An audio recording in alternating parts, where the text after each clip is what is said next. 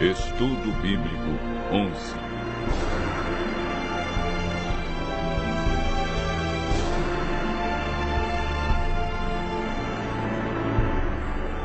Os 6 passos da salvação.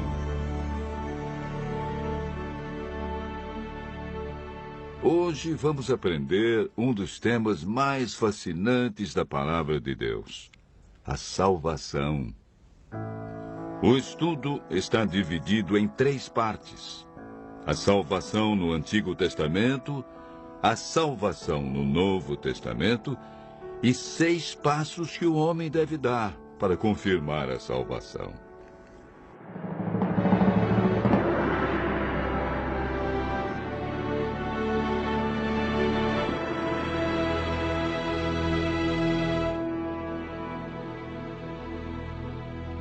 De acordo com a Bíblia, todos nós somos pecadores e estamos separados de Deus pelo pecado.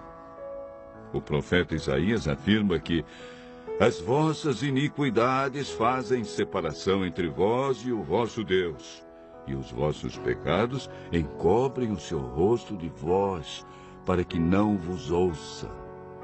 Isaías 59, verso 2. Para nos livrar das consequências do pecado e da morte eterna, Deus nos concedeu um presente. Mateus capítulo 1, verso 21 afirma: ela dará à luz a um filho, e lhe porás o nome de Jesus, porque ele salvará o seu povo dos pecados deles. O evangelista João, no capítulo 3, verso 16, diz: porque Deus amou o mundo de tal maneira que deu o seu Filho unigênito, para que todo aquele que nele crê não pereça, mas tenha a vida eterna. Em toda a Bíblia, a salvação é apresentada unicamente pela graça.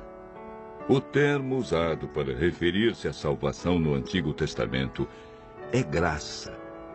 Em Gênesis 6, verso 8, lemos: porém Noé achou graça diante do Senhor. Gênesis 15, verso 6, nos fala de Abraão. Creu no Senhor, e isso lhe foi imputado para a justiça. Davi orou: volta-te, Senhor, e livra minha alma. Salva-me por tua graça. Salmo 6, verso 4. No Antigo Testamento, o homem era salvo mediante a fé no Cordeiro, que viria para tirar o pecado do mundo. Vejamos agora como ocorre a salvação no Novo Testamento. O plano de salvação que existe no Novo Testamento é uma continuação do plano descrito no Antigo Testamento. A Bíblia não apresenta uma mudança no plano da salvação. Lemos em Atos 15, verso 11, uma das crenças da Igreja Apostólica. Mas cremos que fomos salvos pela graça do Senhor Jesus, como também aqueles o foram. O apóstolo Paulo, em sua carta aos Efésios 2, verso 8, confirma que a salvação é por meio da graça.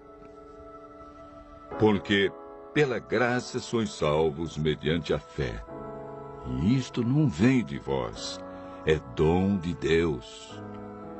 A salvação foi concretizada na cruz do Calvário, onde Deus provou o seu amor por cada um de nós, sendo nós ainda pecadores. A consumação final da salvação ocorrerá na segunda vinda de Cristo. Na terceira parte do estudo de hoje, veremos 6 passos que confirmam nossa salvação. O primeiro passo encontramos em Atos 16, verso 30 e 31, na experiência do carcereiro que perguntou a Paulo e Silas: que devo fazer para ser salvo? E eles responderam: crê no Senhor Jesus e serás salvo, tu e tua casa.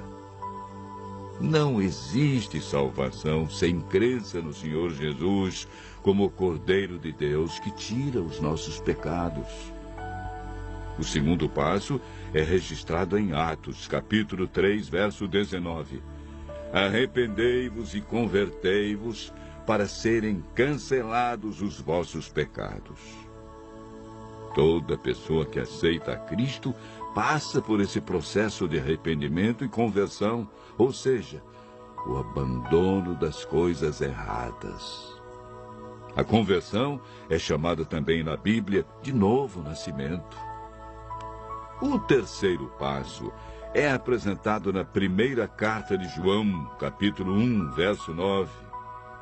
Se confessarmos os nossos pecados, Ele é fiel e justo para nos perdoar os pecados e nos purificar de toda injustiça. Todo pecado confessado sinceramente a Cristo é perdoado. Não importa o que fizemos no passado, Deus nos concede o seu perdão, não levando em conta os tempos de ignorância.